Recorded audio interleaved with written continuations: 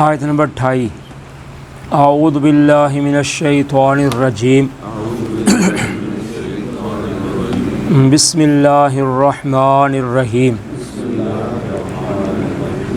یا ایہا النبی قل لازواجک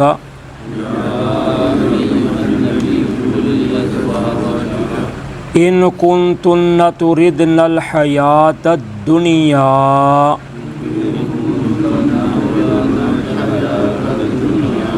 وزینتہا فتعالین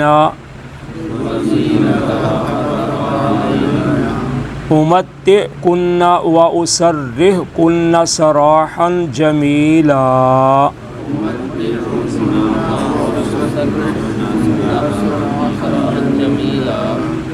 وَإِن كُنتُنَّ تُرِدْنَ اللَّهَ وَرَسُولَهُ وَالدَّارَ الْآخِرَةَ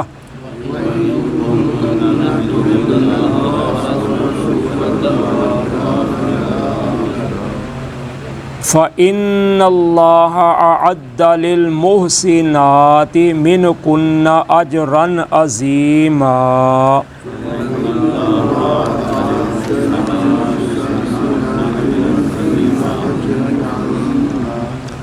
یا نساء النبی من یأت منکن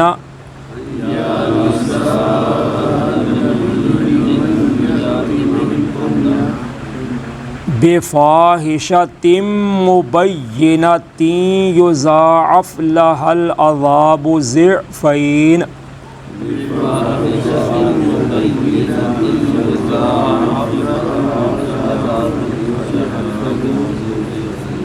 وَكَانَ ذَلِكَ عَلَى اللَّهِ يَسِيرًا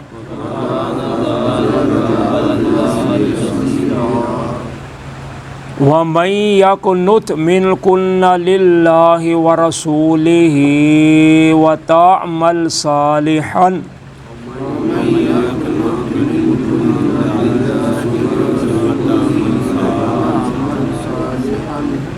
نؤتها اجرها مرتين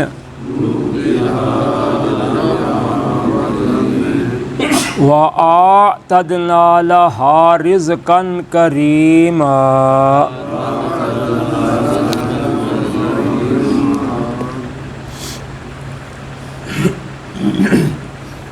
یا ایھا النبی قل لازواجک، اے نبی صلی اللہ علیہ وسلم آپ کہہ دیجیے اپنی بیویوں کے لیے، ان کنتن تردن الحیاۃ الدنیا وزینتہا، اگر تم چاہتی ہو دنیا کی زندگی اور اس کی زیب و زینت، فتعالینا امتعکن واسرحکن سراحا جمیلا، پس تم آؤ میں تم کو اس کا کچھ فائدہ دیتا ہوں اور تم کو اچھے طریقے کے ساتھ رخصت کرتا ہوں، رخصت کرنا۔ وَإِن كُنتُنَّ تُرِدْنَ اللَّهَ وَرَسُولَهُ وَالدَّارَ الْآخِرَةَ، اور اگر تم چاہتی ہو اللہ اور اس کے رسول صلی اللہ علیہ وسلم کو اور آخرت کے گھر کو، فَإِنَّ اللَّهَ أَعَدَّ لِلْمُحْسِنَاتِ مِنكُنَّ أَجْرًا عَظِيمًا، پس بے شک اللہ تعالیٰ نے تیار کیا ہے تم میں سے نیکی کرنے والوں کے لیے بہت بڑا اجر۔ اب اللہ تعالیٰ نے جب مسلمانوں کو فتوحات عطا کیں تو مسلمانوں کی حالت پہلے کی نسبت بہتر ہو گئی، اور مہاجرین اور انصار کی عورتوں کو دیکھ کر کہ ان کو کھانے پینے کے لیے، رہنے بہنے کے لیے نعمتیں مل گئی ہیں، یعنی ان کی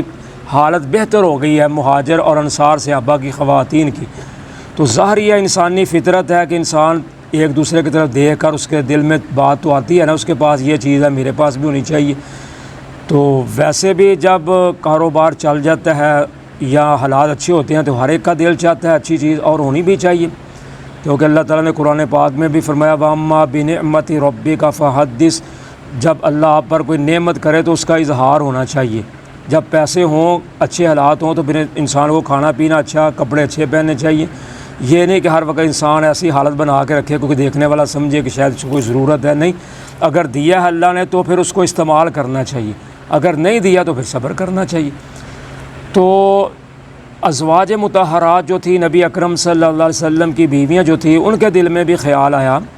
کہ اب اللہ تعالیٰ نے فتوحات دی ہیں، مال و دولت کافی ہو گیا ہے، مہاجر اور انصار کی عورتوں کے پاس اچھے اچھے کپڑے ہیں، کھانے پینے کے انتظام ہے، تو ہمیں بھی کچھ ملنا چاہیے۔ لیکن چونکہ جیسے نبی اکرم صلی اللہ علیہ وسلم خود سادگی کو پسند کرتے تھے، دنیا سے کنارہ کش تھے، کیونکہ یہ دنیا کا مال و متاع ہے،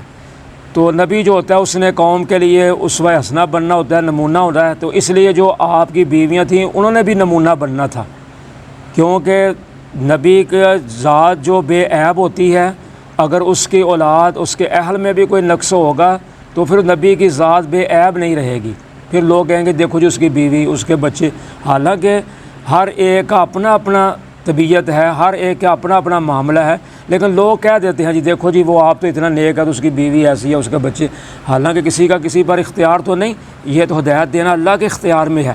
تو چونکہ انہوں نے بھی نمونہ بننا تھا، اس لیے اللہ تعالیٰ نے کو یہ بات پسند نہ آئی، تو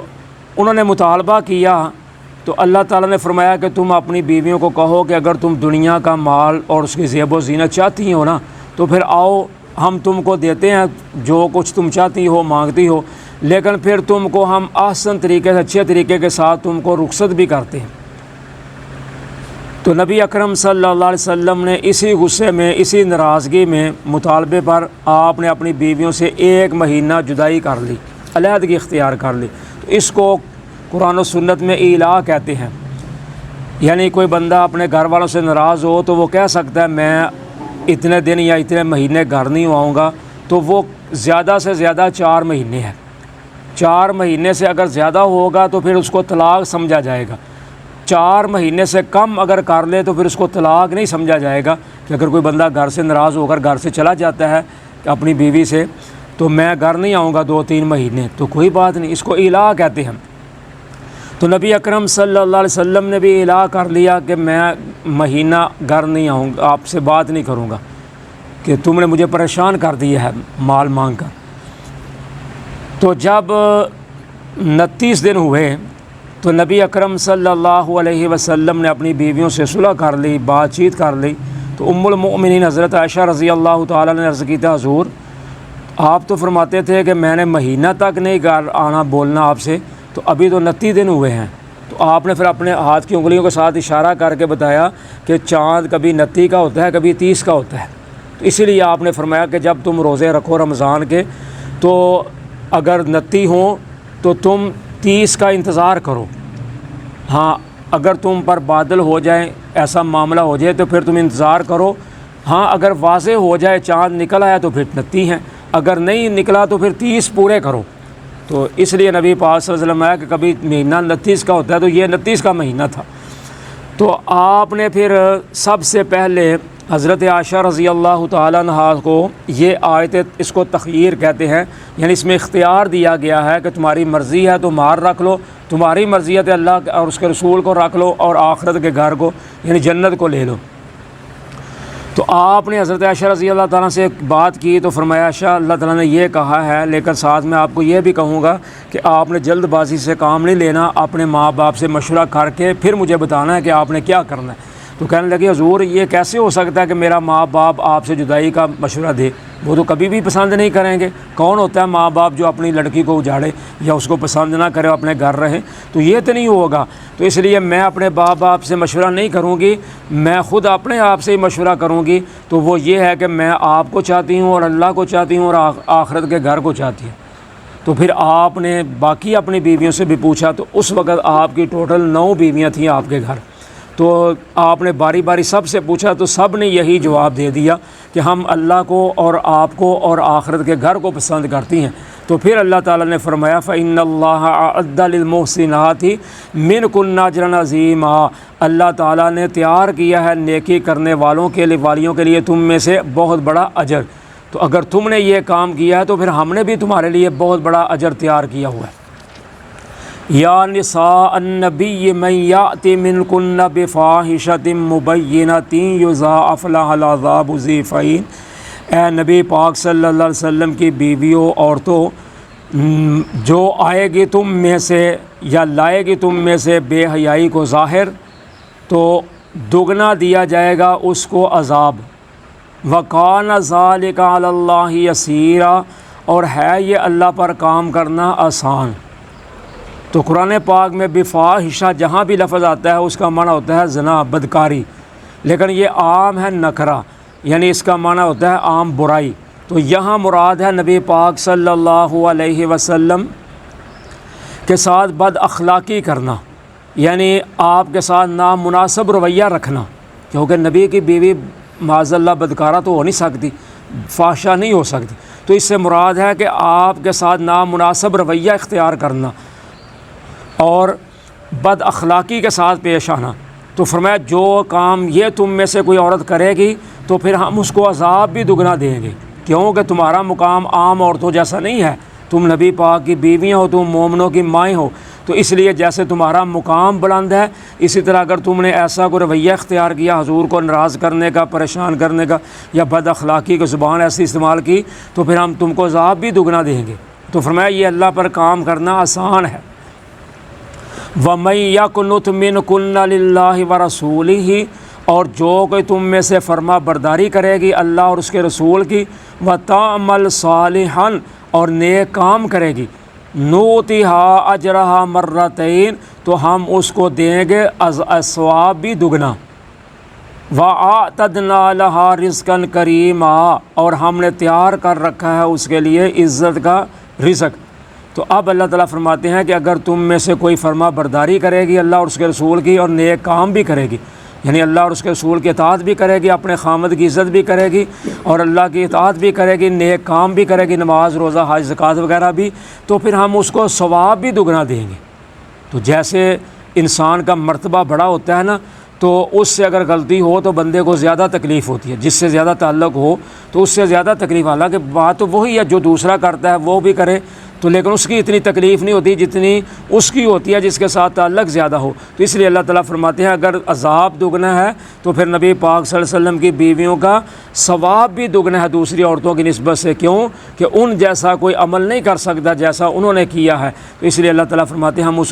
ان کو ثواب بھی دگنا دیں گے اور ان کے لیے عزت کا رزق بھی ہم نے تیار کیا ہے۔ جزاکم اللہ خیر۔ 2-3 دن پہلے جب غزوہ احزاب کا واقعہ شروع ہوا تھا تو اس میں بنو نذیر قبیلے کا ایک سردار تھا حیی بن اخطب، تو اس کے بارے میں نے کہا تھا کہ وہ مسلمان ہو گیا تھا، حالانکہ وہ مسلمان نہیں ہوا تھا، تو وہ سبقت لسانی سے لفظ نکل گیا۔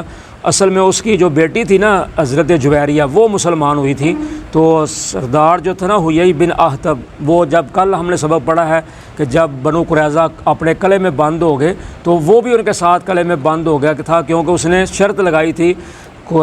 بنو قریظہ کے سردار کعب بن اسد کے ساتھ کہ اگر ایسا کوئی معاملہ ہوگا تو میں بھی آپ کو آپ کے ساتھ ہی قلعے میں بند کر لوں گا، تو اس نے بھی کر لیا، تو وہ بھی ان کے ساتھ ہی مارا گیا تھا، اس لیے وہ مسلمان نہیں ہوا تھا۔ تو اس کی اصلاح کر لینا سننے والے حضرات۔